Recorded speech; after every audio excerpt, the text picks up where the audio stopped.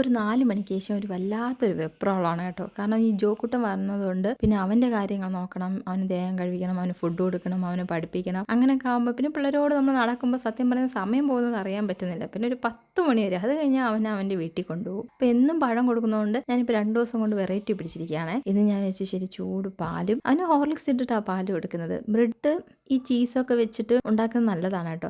Healthy ആണോ unhealthy ആണോ എന്ന് എനിക്കറിയില്ല, പക്ഷെ സംഭവം നല്ല ടേസ്റ്റാണ്. ഇച്ചിരി ബട്ടർ ഒഴിച്ച ശേഷം അതിൽ ബ്രെഡ് ഉണ്ടല്ലോ, ബ്രെഡ് അപ്പുറത്തും ഇപ്പുറത്തും കൂടെ ടോസ് ചെയ്ത ശേഷം ചീസിനെ ബ്രെഡിന്റെ മുകളിൽ വെച്ച ശേഷം പിന്നെ അങ്ങോട്ടും ഇങ്ങോട്ടൊക്കെ ടോസ് ചെയ്ത് ഒരു ജസ്റ്റ് ഒരു ബ്രൗൺ കളർ ആകുമ്പോഴത്തേക്ക് എടുക്കുമ്പോഴത്തേക്കും ഈ ചീസ് നല്ല മെൽറ്റ് ചെയ്തിരിക്കുക. അത് നമ്മൾ കുഞ്ഞു പിള്ളേർ കൊടുക്കുമ്പോഴത്തേക്ക് ജോക്കുട്ടന് ഭയങ്കര ഇഷ്ടമാണ് ആ ഒരു മധുരവും പിന്നെ ആ ചീസിന്റെ ഒരു ടേസ്റ്റും ആ പാലും കൂടെ ആയപ്പോൾ അവന് ഭയങ്കരമായിട്ട് ഇഷ്ടപ്പെട്ടു. ഇതൊക്കെ ഒരു തരം ഒരു ചെറിയ പൊടിക്കൈയാണ്, പ്രത്യേകിച്ച് ഒരു ബുദ്ധിമുട്ടൊന്നുമില്ല.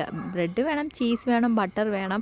പിന്നെ ബട്ടർ ഇല്ലെങ്കിൽ കുഴപ്പമില്ല, നെയ്യായാലും കുഴപ്പമില്ല. കുഞ്ഞു പിള്ളേർക്ക് കൊടുക്കുന്നതല്ലേ, കുഞ്ഞു പിള്ളേർക്ക് മാത്രമല്ല നമുക്കും കഴിക്കാം കേട്ടോ. ഈ വൈകിട്ട് ചായരോടൊക്കെ കഴിക്കാൻ നല്ല ടേസ്റ്റ് ആയിരിക്കും, വെറുതെ കഴിക്കാൻ നല്ല ടേസ്റ്റ് ആയിരിക്കും. എന്തായാലും എനിക്ക് ഇഷ്ടപ്പെട്ടു, ജോക്കുട്ടന് ഇഷ്ടപ്പെട്ടു. അപ്പോൾ അടുത്ത വീഡിയോയിൽ കാണാം.